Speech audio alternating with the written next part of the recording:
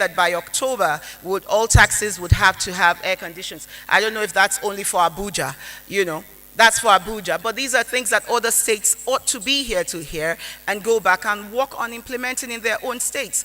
It's not rocket science. The cars are made with air conditioning in the first instance. It would not cost you 20, 30,000 to fix the air conditioning of your car.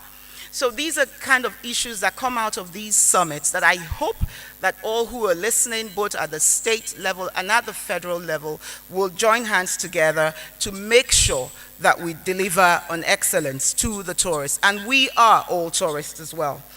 And stakeholders are required to adhere to international standards in tourism and transport service operations. We're working together with all of us here at the NMC, but it's not just about developing the standards. Let's make a conscious effort as individuals, as corporate bodies, to actually adhere to the standards that we create. The NMC is also going to have a lot of advocacy and a lot of teaching as well. We're looking for funding for all of that out of the NMC itself, because SON doesn't have money for that. But for us to take the advocacy for standardization and adherence to standards to all our practitioners across the 36 states and the FCT.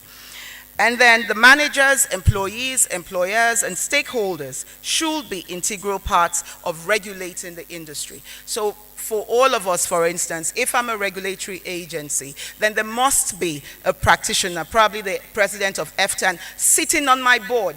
It should be compulsory. There must be some element of the private sector at the highest level, sitting on the board of a regulatory agency. If possible, more than one, depends on how your agency is configured or what you're given the mandate to do, so that the stakeholders can pass their own information, their fears, their grievances, or their accolades, through that particular member of the board, and then it makes the work of government a lot easier, and we stop to hear two sides all the time.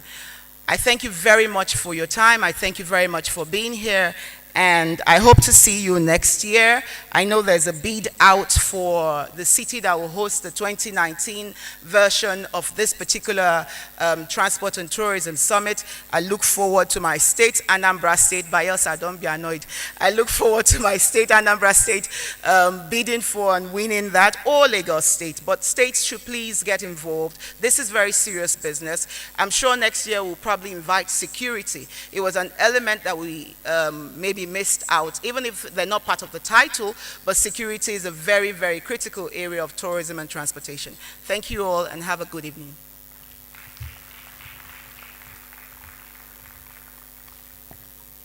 Thank you very much, ma'am.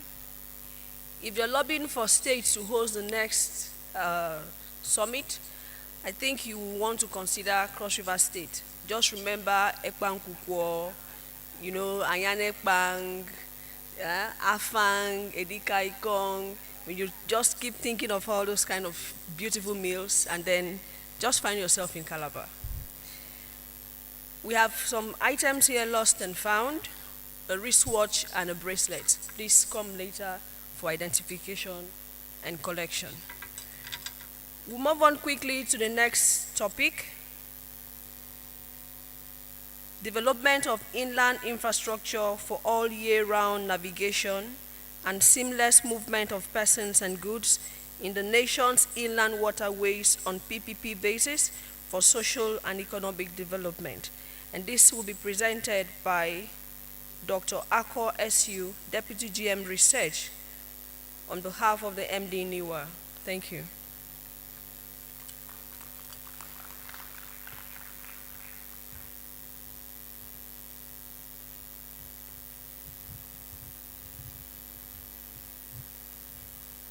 Good afternoon, ladies and gentlemen. I am Dr. Akor Yunusa from National Inland Waterways Authority. I am a Deputy General Manager Research. And on behalf of my Acting Managing Director, Danladi Ibrahim, I'm here to present his paper. And I beg to stand on the existing protocol.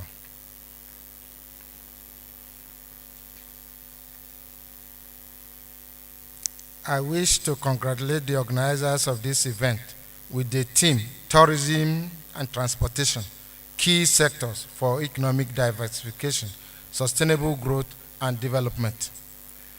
This conference on National Tourism Transport Summit and Expo could not have been more appropriate than now, as it a direct response to one of the approved resolutions at the 15th National Council of Transportation held at Giginya Hotel, Sokoto, between 28th and 30th August 2017.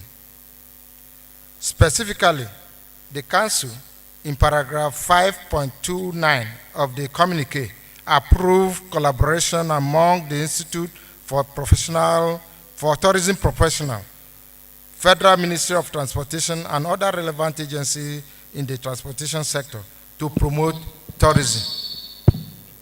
It is in line with this that the federal government policy on diversification of the economy, and I am pleased to speak on the development of infrastructure in the nation's inland waterways on public-private partnership for social and economic development. It is a known fact that Nigeria has a huge infrastructure deficit for promotion of businesses and tourism in particular. And this is well acknowledged by President Muhammad Buhari, who believed that Nigeria requires foreign capital and expertise to supplement whatever resources that can be marshaled at home. On this part, the National Inland Waterways Authority, there is a plan already to develop 4 inland river ports across the country and several jetties built at strategic locations along major river channels in the country. Currently, there are 3 planned ports located along River Niger, one at Onitsha in Anambra State, one at Lokoja in Kogi State, and another one at Oguta in Imo State. The Onitsha River Port is fully rehabilitated and was commissioned on 30th August 2012 by former President Goodluck Ebele Jonathan. The port at Onitsha has been placed on advertisement and expression of interest on August 1st, 2017. And we are lucky there were 9 bidders that responded to that advertisement, out of which 6 were lucky to be pre-qualified. And presently, we are working to arrive at the overall winner who will take over the port operation on public-private partnership.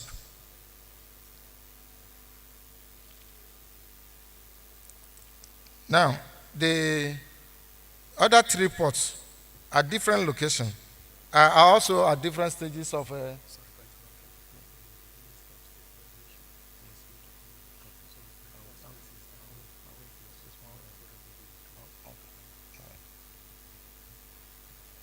these other 3 ports. One is at Baro, and it's right now about 95% completed. And the next work there is to install the cargo handling equipment. The next one is the Lokoja River Port. This one too is about 58% completed, while Oguta River Port is about 75% completed. Distinguished ladies and gentlemen, sorry to cut in the presentation. May we please rise up to recognize the presence in our midst, Honorable Minister for State Aviation. Welcome, sir. Welcome, sir. Welcome, sir.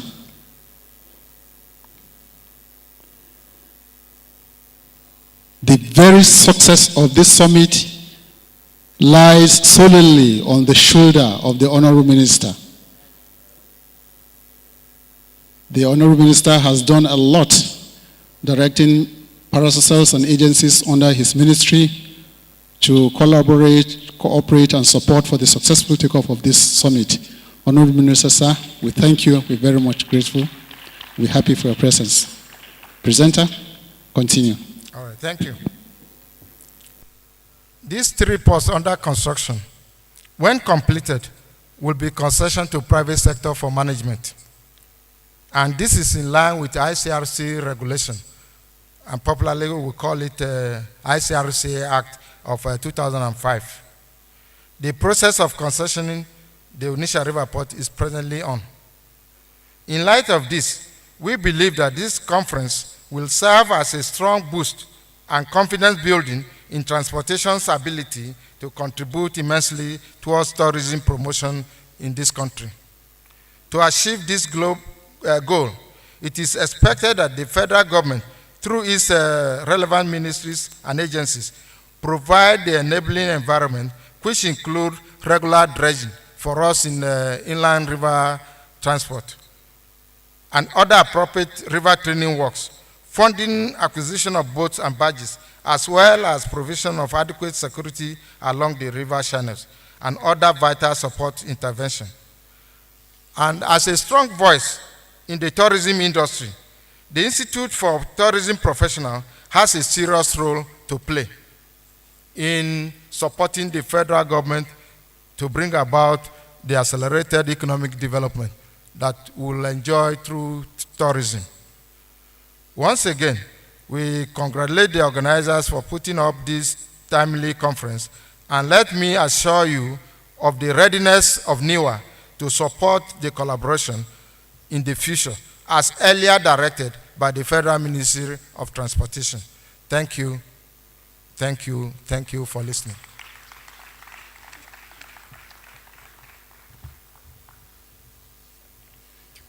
Thank you very much, sir.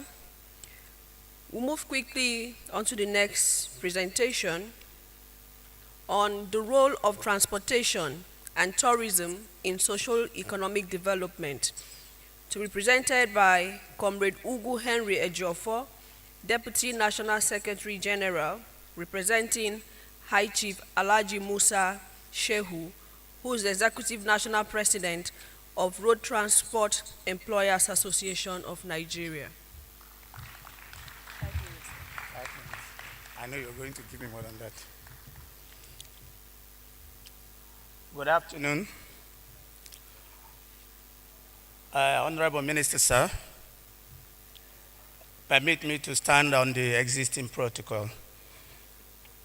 I bring you greetings from High Chief Alhaji Musa Shehu Isiwele, the Abuja one of Oromi Kingdom, the Executive National President of Road Transport Employers Association of Nigeria. You're welcome.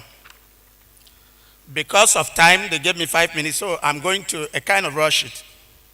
Let me start by introducing what I'm going to say today. One of the key factors that play a pivotal role in a country's economic development is the availability of a reliable and efficient transportation system. I think we all agree to that. This is mainly due to the fact that a well-developed transportation system provides access to states, which in turn is a necessary condition for tourist attraction and efficient operation of manufacturing, retail, labor, and housing markets. Inadequate transportation limits a nation's ability to utilize its tourist centers as well as its natural resources, distribute foods and others, integrate the manufacturing and agricultural sectors, and supply both education, medical, and other infrastructural facilities. Transportation is a critical factor in the economic growth and development. It is a wealth-creating industry on its own. Transportation infrastructure is critical in sustaining economic growth. Transportation systems enhancement are in turn a means of maintaining or improving economic opportunities, quality of life, and ultimate income for people in a particular region. That's Lucas 1998. Then, transportation and economic development. Transportation contributes to the economy by providing millions of jobs. It allows men and women to earn their living by manufacturing vehicles, driving, maintaining, and regulating to allow for the safe and efficient movement of goods and people. 1 out of every 7 jobs in Nigeria is transportation-related jobs, such as vehicle manufacturing industries, drivers both for motorcycles and tricycles, trucks, motor cabs, even wheelbarrow, maintenance body mechanics, and vulcanizers. Transportation-related occupation makes up for a significant portion of the employment of non-transportation industries, such as spare parts dealers, freight arrangement agents, freight moving workers in the wholesale and retail industries. In 2002 alone, there were about 9.2 million people employed in transportation-related occupation in non-transportation industries. Growth in productivity is the fundamental driving force for economic development. Productivity growth in transportation has long been a driving force for the development of our economy. Overall productivity contributes directly to the growth of the US GDP. For example, from 1991 to 2002, labor productivity rose to 21% in the overall non-farm business sector. During the same period, labor productivity rose to 53% for rail, 23% for trucking, and 143% for pipeline. All of these modes are primarily engaged in freight transportation. Such productivity gain results in lower transportation costs and lower prices for consumers. This brings savings to consumers and reduces business costs. Now to road transportation. An automobile is a wheeled passenger vehicle that carries its own motor. Different types of automobiles include cars, buses, trucks, and vans. Some include tricycles, motorcycles in the category. But motor vehicles are the most typical automobiles. As at 2002, there were 590 million passenger cars worldwide, roughly 1 car for 10 people, of which 170 million in the US, roughly, 1 car for every 2 people, according to Wikipedia anyway. The automobile was thought of as an environmental improvement over horses when it was first introduced in the 1890s. Before its introduction in New York City alone, more than 1,800 tons of manure had to be removed from the streets daily, although the manure was used as natural fertilizer for crops to build topsoil. The first form of road transportation or transport were horses, oxen, or even humans carrying goods over dirt tracks that often followed game trails. As commerce increased, the tracks were often widened to accommodate the activities. With the advent of the Roman Empire, there was a need for armies to be able to travel quickly from one area to another. And the roads that existed were often muddy, which greatly delayed the movement of large masses of troops. To resolve this issue, the Romans built great roads. During the Industrial Revolution, and because of the increased commerce that came with it, improved roadways became imperative. That is according to John Loudon McAdam, 1756 to 1836. They designed the first modern highways. Because of time, let me run to the concluding part of this. So in conclusion, transportation plays a vital role in socio-economic development. Without a good transport system, the country will not be a tourist attraction, and therefore, the various tourist centers in the country will not be accessed. Tourism contributes to economic development as good as tourist centers attract tourists from all parts of the world. Tourism is a very important sector of the economy. Many countries take care of their budget deficit with the profits from tourism.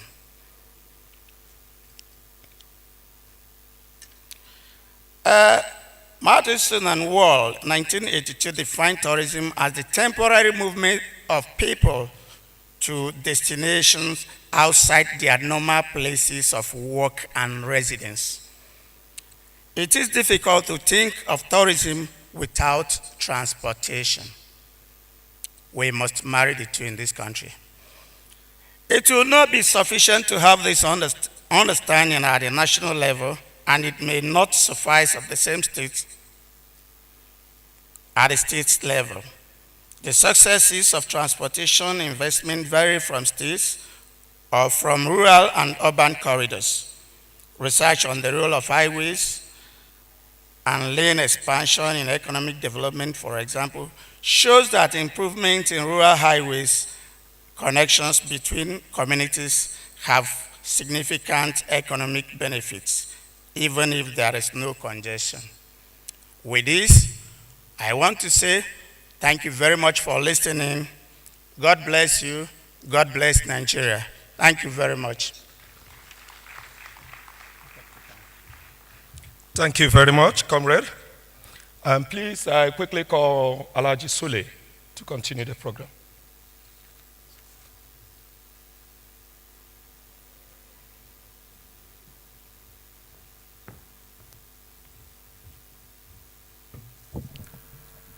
The Honorable Minister, sir, distinguished members of the panel, our invited guests, ladies and gentlemen, we are highly honored and privileged to have in our midst the Honorable Minister of State Aviation, Federal Minister of Transportation, Senator Hadi Sirika. The Ministry of Aviation under Federal Ministry of Transportation has done a lot, like I earlier mentioned, in terms of ensuring that this program definitely holds. The minister has played a very great role. The parastars under his ministry equally played very great role. We're very, very happy. We are grateful. We appreciate. Now, to crown it all, the Honorable Minister is here in person. Thank you so much, the Honorable Minister. On behalf of the Local Organizing Committee, the Institute of Tourism Professionals, and indeed, critical key stakeholders in the tourism and transportation industries. Without taking much of time, I wish to honorably invite the Honorable Minister of State Aviation under the Federal Minister of Transportation, Federal Republic of Nigeria, to please present his address. Honorable Minister, sir.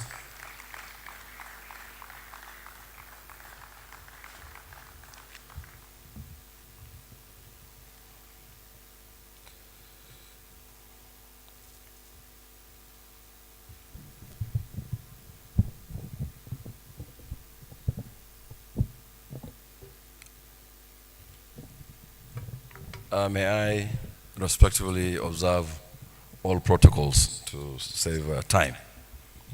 And distinguished ladies and gentlemen, I came here with a written speech, but I've changed my mind not to deliver the speech, but to say a few words that will prick you to begin to act, to create the necessary environment, the culture, the tradition that will enhance activity around tourism, to connect it especially to the sector where I play, which is aviation. I will tell you a very quick story. When I was the general manager in charge of transportation in Katsina State, shortly before the appointment, I was asked to deliver a paper to connect the agricultural potentials of Katsina State with tourism and transportation.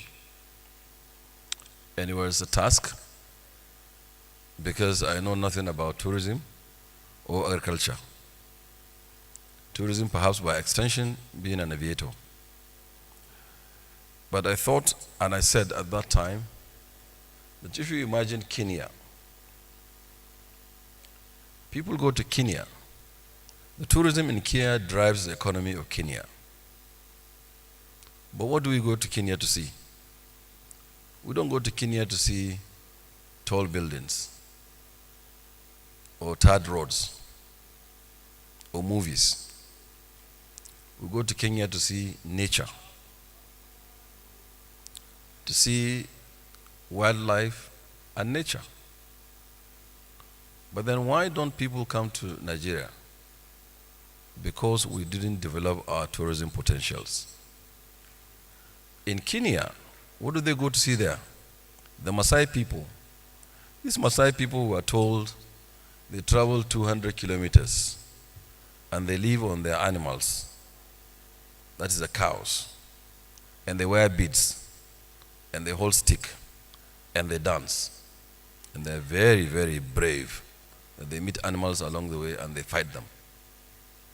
I say, well, big deal. I have the Fulani man here in Nigeria who travels from Sokoto to Port Harcourt, 1,000 kilometers, not 200, who lives on his cows by drinking the milk, who also fight animals in the desert and the bushes, who also wears beads, dance, and hold stick. People go to Kenya to see the Maasai. They don't come to Nigeria to see the Fulani man. And I went on to say, if they go to see wildlife, where I grew up in Katsina, my father was a forestry officer. Amongst the forest where he worked is a forest called Dajil Rugu. It's around present-day Dusama local government, or Safana local government. And that Dajil Rugu earned itself a place that even singers like Mama Shata sang on that Dajil Rugu. When we were growing up, we see all the kinds of animals, hyenas, elephants, lions, etc., giraffe. And I'm not too old, so it's not a storytelling of the past. It's just very recent. In fact, at some point, the people in Runka, which is a village around Safana, they had to devise a means on how to ward off the elephants when I was growing up, because they will come once they are disturbed from their natural ecology.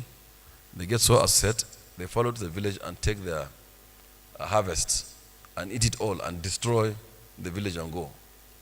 They are there in Nigeria. We didn't develop them.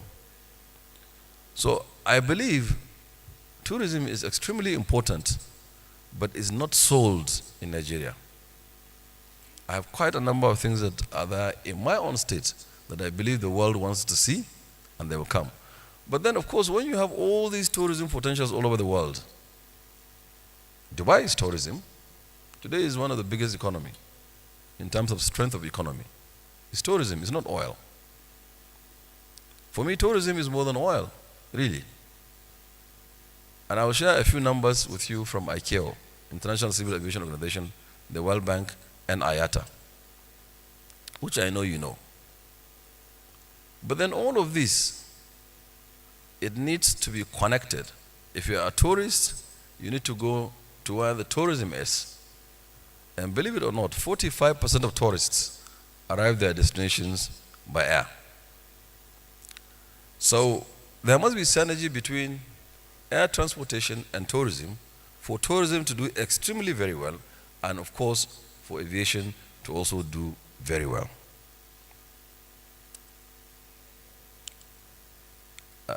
About 6.4 trillion worth of goods,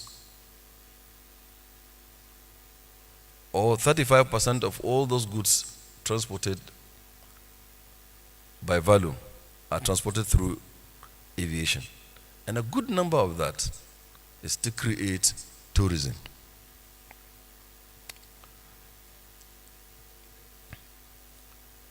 So, distinguished ladies and gentlemen, I do believe that Nigeria as a country needs to, on purpose, deliberately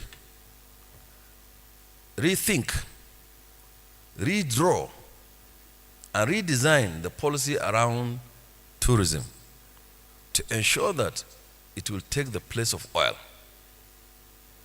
The only thing that I know for sure that can be tourism, from my perspective, is of course the overall, which is knowledge, knowledge-based economy. Even tourism is part of knowledge economy, but tourism, if well developed, can replace oil for Nigeria, believe it or not.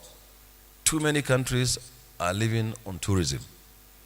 I wouldn't have in the life of me go to St. Helena or Mauritius or Bahamas, if not for tourism. What do I go to Mauritius to do? Relax, serene environment, quiet, listening to the waters, take a trip on the waters and go and see some beautiful scenery and so on and so forth. Don't we have that here in Nigeria? We do. I remember in Lagos we go to Whispering Palms in those days, and the only beach that existed after Lekki was Eleko. It was well populated, but it wasn't developed. It wasn't developed in such a way that it can attract foreigners. And apart from development, it's to sell it. That's the power of advertisement. You need to tell them that you do have it, because nobody knows. And you can change the narratives. Just recently we held International Civil Aviation Organization World Aviation Forum. And people attended from a lot of countries. I think about 100 countries or thereabout. I can't remember the number. But some huge number like that. Some at ministerial level. When they came, we tried to entertain them. So we introduced polo. Polo, by the way, for some of you, is a sport that is played on horseback. And a mini daba. We held this many months ago, but until tomorrow, I always get calls from some of the ministers and participants around the world that the best thing that they took away from the IWAF program in Nigeria was that mini daba and polo. They were so amazed, so consumed in it, that a few of them that couldn't make it to the place, they regretted not having gone there. And this is tourism. So I don't want to take too much time, but like I said, I want to prick you to begin to think, how do we re-engineer tourism in such a way that it will be an enabler, in such a way that it will be a catalyst for growth and development of our economy. And I leave you with this. Thank you very much indeed.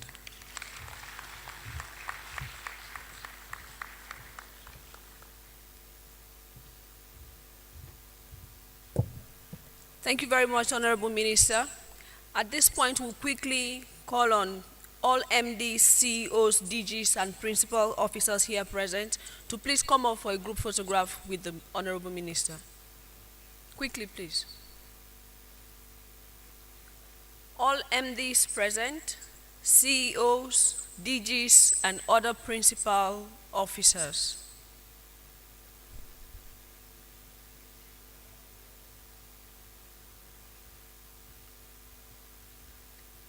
Members of the LOC, please be on standby for your own photograph.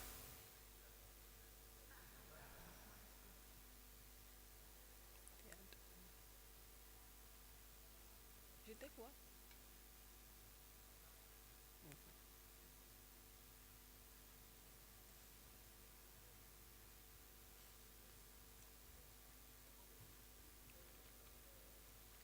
Okay, thank you very much. Please, members of the LOC, please.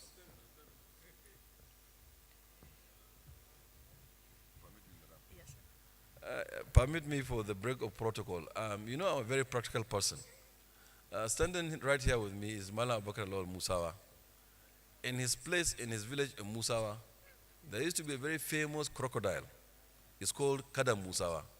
People troop to go there to see that crocodile, for ages. And that crocodile was taken away at some point by Mama Shata to some unknown destination. People protested vehemently. He had to bring back the kada. And I'm sure Mala Abubakar then had made so much out of collecting pennies from younger ones to see kada. And that is tourism. That's tourism. Thank you, Honorable Minister.